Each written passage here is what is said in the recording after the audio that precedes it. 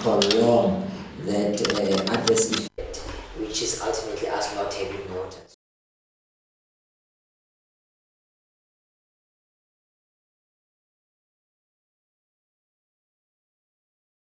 That we will have rain before the situation worsens, because what we have come to discover is that winter has come and gone. We're in the middle of spring, and it looks like Rustenburg will not be getting any rain in time soon. And if you remember, even late last year, around the 28th of December, we had to send out an alert to our residents and businesses. I like to say we are having a problem with water. Seemingly, our supply has seriously depleted because of the consumption.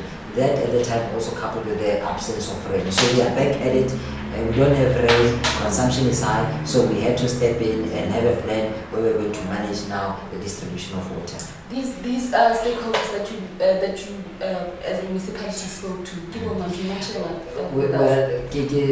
you have Sibanye State Water, you have Impala, you have Glencore, you have Anglo-American Platinum, you have Rainbow Chicken Limited, which are some of the biggest consumers of water in the region based on their operations. I mean, for example, in the meeting that we had, Rainbow Chicken said, in fact, based on the challenges that they had predicted they will have, which is water supply now, they are behind with their own production, where they were supposed to have processed 1 million chickens, and that has not happened. We said to them, we unfortunately cannot assist them, but this is what we have to do, and we know the knock-on effect, that negative effect on them, because they are behind with production.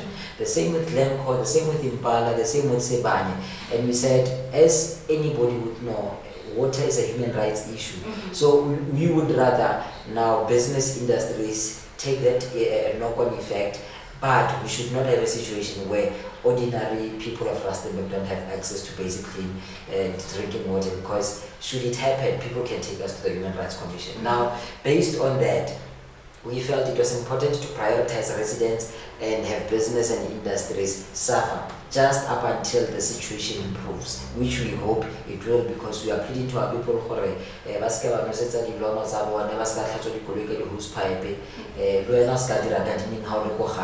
because our interest right now is making sure that you have water as compared to your garden at home. It's a very interesting thing that you're saying, we should avoid now gardening or watering our gardens. I mean, the heat is excruciating, as you said, and for some of us who already have gardens, it's going to be a negative effect, because for other people that depend more on their gardens for food. Well, you must remember that even within Rustenburg, you have people who are into agriculture. Yes. But we're not saying that if you are a farmer, stop watering. Because one, you are a business, there are people who depend on your business, because from it they draw salaries. But you cannot compare watering of your roses, daisies, to having a farm where your tomatoes, your cabbages, and all other veggies which you plant need water. For us right now, we are trying to prioritize where water will be needed. We know that the farming, or at least the agricultural sector, certainly needs water. Residents need water. But anything else, like your car, you can compromise. You can compromise. And we are saying to our residents to say, this is just up until the situation improves. We are anticipating that probably in the next 3 weeks, because we are now on a water saving campaign.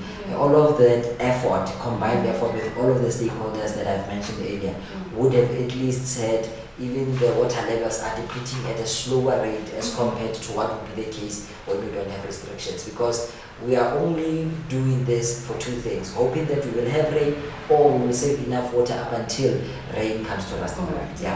And then we have people from other areas within the local municipality who are saying, even before this implementation of water restriction, they've had problem like people go look at, they've been complaining it's been quite a while, but some areas of Luka, some areas of Platinum Village, we have some areas as well.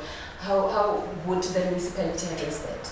Well, in fact, Greater Mitikong and parts surrounding Greater Mitikong, it is true that they've been having challenges of consistent water supply. Particularly Platinum Village, what we have discovered through our own investigations is that we are dealing with a challenge of water pressure. Right. You remember that you're drawing water from underground or from a dam, you need to create gravitational movement. So we need to pump it upstream so that when it comes down, it flows. And then you don't struggle to access your water from your home, either in your kitchen, bathroom, or wherever else you have a tap. Now that has been a challenge, and we are in constant engagement with role players, particularly as it relates to Platinum City, to actually now construct even an intermediary reservoir which will have an additional link which will increase the water pressure, so that the residents by Platinum City, to Platinum Village, I beg your pardon, there is actually water available to us, but we cannot access it, which is due to issues of pressure. In addition to that, one other thing that we've discovered is that part of the problem that we have at Greater Windhoek, as it relates to access to water, is that a lot of incidents study pipe leaks. Some of them emanate from incidents that have been reported to the municipality where water meters have been stolen. In an instance, a water meter is stolen, say at 4 in the morning. Our team gets there around about, say, 30 minutes or 45 minutes later. You can imagine how much amount of water. Yes, clean drinking water. So those are the effects, and we are appealing to our communities to say, if you see suspicious activity around municipal property, inform public safety, inform your police, because it is in your best interest. Because right now we are trying to address that water supply issue, but the reality is that part of the problem is that you've got rogue elements within our communities who, for God knows why, steal these water meters and then compromise, the bigger chunk of the community. Would it be wise? Wouldn't it be wise rather for the municipality, for the areas like your those your area, like the rural villages? Wouldn't it be wise for the municipality now to probably maybe prepaid water meters? In fact, the municipality right now is going to employ a number of measures across a number of areas in Rustenburg where water supply has been a very serious issue.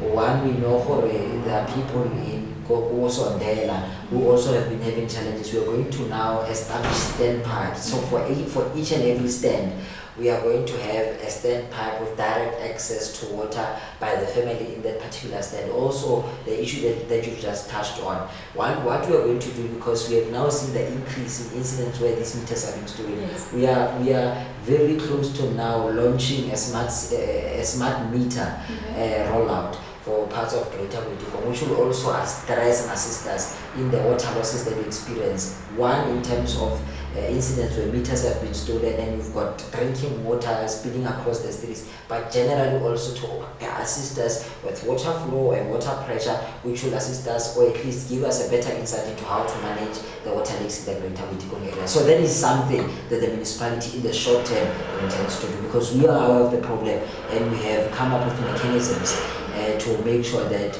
in the not so distant future we no longer talk about water leaks in Rustenburg. Also, this afternoon I was panicking trying to call everybody home to fill up your buckets, get water, because I think I did not understand half of the water interruptions from 5 until 5. Does it mean the whole Rustenburg local municipality will be without water, or what is the process? Well, what it actually means, it's more like load shedding.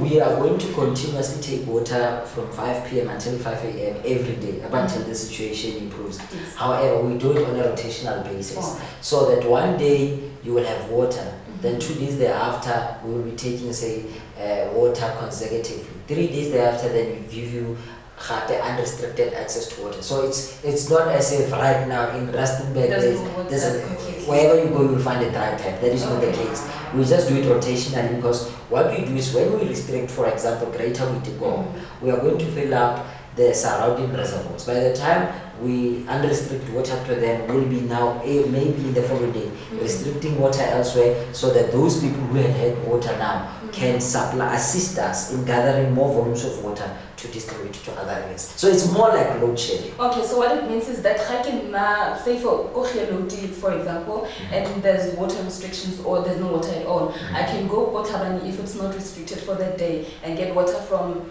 probably my uncle who says go Tabane. Yes, because what we do is when we restrict water, the one thing that we watch is how our reservoirs are filling up. Yeah. So that is a clear indicator. And when a reservoir is filled up, it also enables us to calculate and predict to say if in this specific area we have had restrictions for 4 days and all of the reservoirs are at 100% capacity, it means for an entire week maybe we cannot restrict them because they will have sufficient water. As a result, we then go to other various areas rotationally, seeing where we can restrict so that we increase capacity, because the exercise is really not to make sure that people don't have water, but to make sure that when we do open up our valves, people will have water for a longer period on a consistent basis. Do we have a problem? Because I know I have families all around Rustenburg. There are those who do not pay their water bills. Does the municipality suffer in any way from people who do not pay their water bills? If residents access water and they don't pay for that specific service or even electricity, they are crippling our ability as an institution to do better service delivery. You would understand that Rustenburg is the most popular city in the province. As a result, you have an increase of people coming here in search for better opportunities. That is why we've got a number of informal settlements. Now, in addition to people who don't have an income, who come here to pursue economic opportunities, if you are a resident, probably who's working and you decide not to pay, what we're actually doing is you are disabling us from discharging our functions. And with that, because you must remember that people who stay in informal settlements are not even supposed to pay rates like somebody who stays in town or in the affluent areas, because we've got what we call the indigent register. So you would be saying, I'm not going to pay, and 10 other people on the other side are suffering, and you don't know. But you thinking, because I've got water, I'm not going to pay. So we discourage our residents from doing that. Paying your municipal services means that we as an institution are able to improve on our service delivery standards. Okay.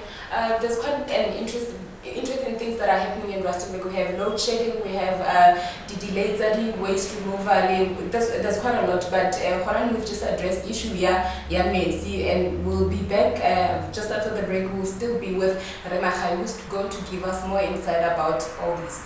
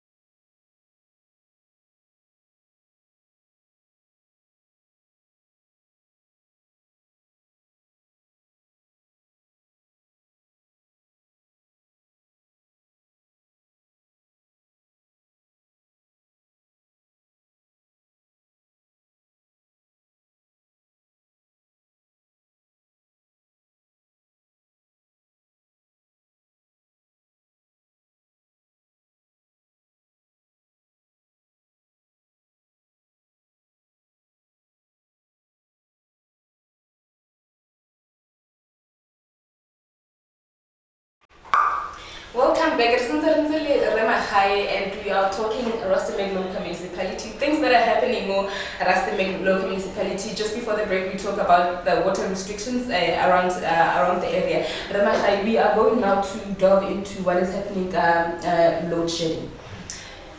ESCOM implemented stage 2 load shedding. Rustenburg local municipality implements stage 1 load shedding. What does that mean? What does stage 1 implementation and load shedding mean? What does stage 2 mean? Right. Maybe before we even get to stage 1, it's important that we explain to people that every time there's a power cut, particularly when there's load shedding, it is not because of our own doing. We do not decide that for this specific day we are not going to supply businesses and residents with electricity. ESCOM has said in their own system, due to a number of challenges that they are experiencing, there's going to be load shedding. So what in essence it means is all of these cities in the country which are connected to the national grid, much like we've just spoken about water, need to say for the period of load shedding, in this specific day, we will cut electricity supply to businesses and residents for 6 hours and contribute, say, 10 kilowatts, so that some other part of the country, which was probably likely to have a blackout for a far longer period, at least has a situation where they are going to have intermittent power supply. That is, they will have power, it will go and come back, and life will normalize. Now, based on our own calculation, following the notification from ESCOM, we could not go to stage 2 because stage 2 meant Rustenburg was going to be blacked out completely. So we had to say to ESCOM, from where we see the energy that we have in our reserves, we can only afford for now to go to stage 1, which would mean portions of the city will be off, but life will be normal. That is why most of our traffic lights are not working, parts of the CBD are off, and in other parts, you've got power supply. So it was very important that we could not take a blanket approach and say, as well as ESCOM has put stage 2, we are following suit as a municipality, so we are going there. So we call it because people were going to be very angry with us. So what criteria do you use now to say, okay, these are the areas that are going to be affected by load shedding? Right. Across Rustenburg, we've got a number of power stations. So we do a schedule. And then based on that schedule, we from 9 in the morning until 10 at night, we just do a calculation and divide it equally between 3 to 4 hours each. And then the category of groups is based on the connectivity or the supply of electricity from the nearest power station. So if we have power station A close to Greater Whittigo, we will say between 9 and 12, power station A will be off. And these are the areas that are supplied by power station A. And then between 12 and 3, we go to power station C, which supplies Tlhabane West, Railway Park, and the likes. So that is how we've come up with that plan. So all of these areas, all of them are connected to one supply power point in terms of electricity, because when we do switch off, literally is one switch, and then all of those areas are off the grid until we go and switch off a different area and then switch them back on. So that is how we have categorized them, so that logistically does not also become a nightmare. We have the areas, do we have them at the top of your head? The areas that are going to be affected, they're going to be affected? Well, parts of the CBD, Bodrop has been affected, Protea Park, Kashan, Komolo, Bisakalina, a number of farms, Bored Flay, R24, as you proceed towards Krugerstop, those areas have been affected. So unfortunately, a lot of areas are in Rustenburg today at one point had to be off the grid, so that we contribute and say to ESCOM, this is the energy that we've accumulated, take it and see how you assist other areas in the country where there might be a dire situation. Is it just for today, or do we continue, do we foresee, like, can we still have... There's the initial communication from ESCOM is that for the better part of the week, at least up until Friday, we'll be having load shedding. So we will constantly communicate with the communities and inform them if tomorrow there might be a need for us to continue with the rolling blackouts. We are going to go into I understand there's been a new appoint, a service provider for waste removal. Can you tell us a bit about that? Well, the municipality, having had challenges, appointed a service provider. However, we regrettably have to inform our communities that there have been challenges post the period, or at least post the appointment of the service provider, because on the very first day the service provider was supposed to begin with waste collection in parts of Tlhabane West, Road, and Rustenburg North. Waste was not removed, mainly because the service provider was still acclimatizing and trying to understand the routes.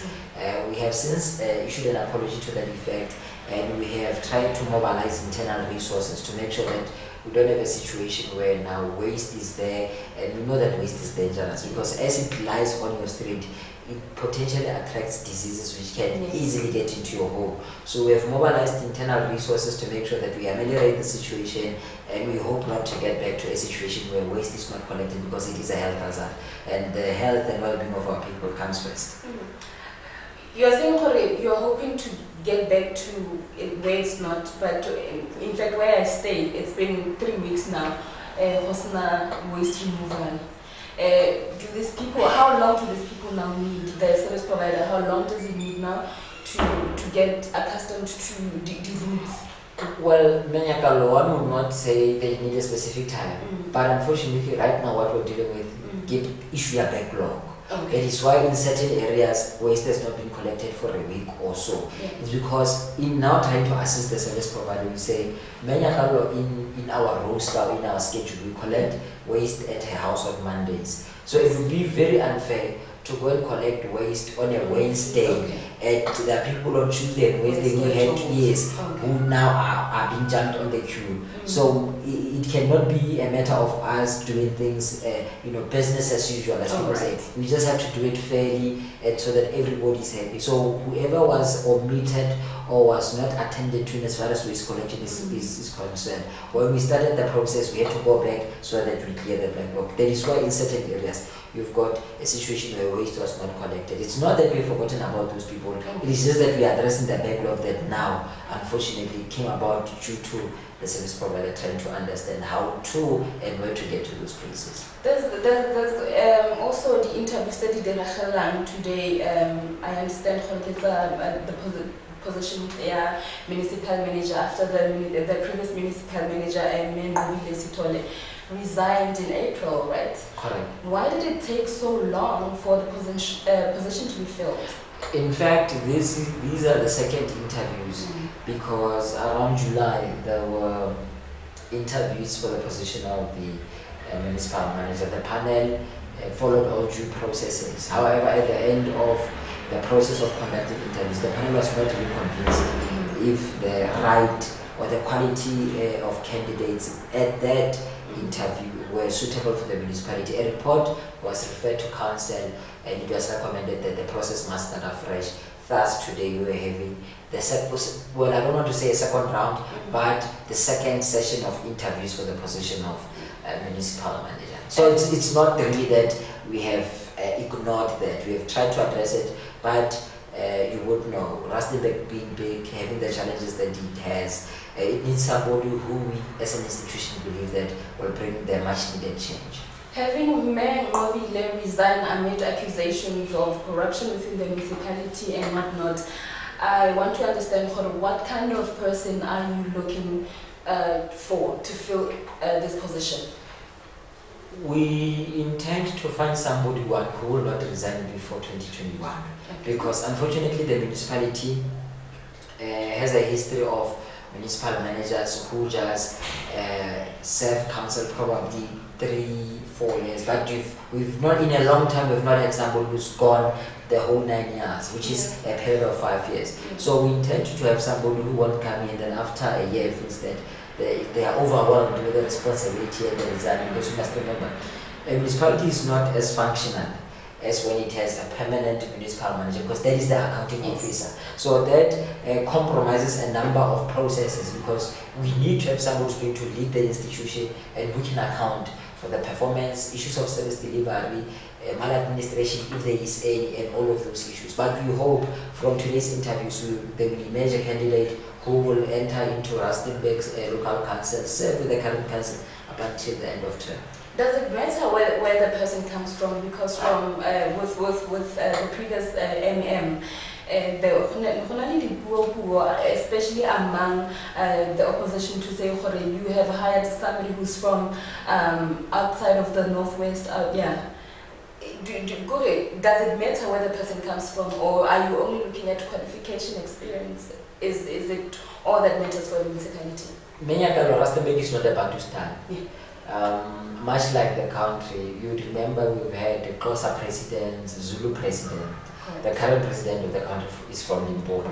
So for us it's immaterial if you are Zulu or Xhosa speaking. Your experience and academic qualification is what counts the most, and how you intend to translate those into implementable action, how you will turn the situation around as it relates to issues of revenue. Earlier on we were talking about our plans or intention to address people who have access to municipal services but don't pay. So we need someone who will come up with a clear plan to say people who don't pay for municipal services needed to be attended to in this way. This is how we're going to improve our service delivery standards, so that you don't have a situation where people say waste is not being collected, and. Whether that person comes from the Western Cape, Eastern Cape, because Natal for us is neither here nor there. If it is a person that can deliver, for us, we believe it is in the interest of the people of Rustenburg to embrace that person, to give him or her the space to do their job in improving their lives whilst making Rustenburg a world-class city. I really wish we had a lot of time to talk about it, because there's quite a lot, as I said when I started when we started this interview, when we started the show, but there's a lot that is happening. I really wish we had enough time, but unfortunately we have to end it there. Thank you so much for joining us. Thank you for honoring the invite to come to the studio. Thank you. And that is how we come to the end of our show. We'll see you again tomorrow with more news of what's happening more Northwestern. From me, Nyakalo Masala, it's good night.